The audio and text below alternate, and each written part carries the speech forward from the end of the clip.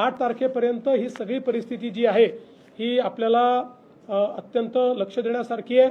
वारी सुरू होते, वारीच्या निमित्तानेही खूप मोठ्या प्रमाणात अतिवृष्टीमुळे इंद्रायणीवरचे चारही पूल जे आहेत हे पाण्याखाली चाललेले आहेत।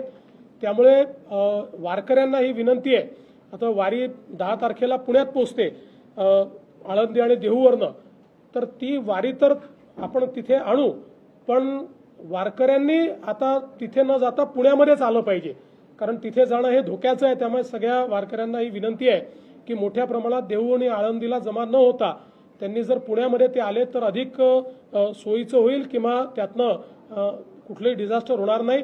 बाकी वारी करता ज्या काही व्यवस्था करायच्या आहेत त्या मोठ्या प्रमाणात केल्या आहेत। आता पावसाची परिस्थिती पाहून जास्तीत जास्त जर्मन हँगर्सच्या माध्यमातून वारकऱ्यांची व्यवस्था झाली पाहिजे आणि कुठेही त्रास होऊ नये या दृष्टीने देखील जी काही व्यवस्था करायची ती राज्य शासनाने केलेली आहे।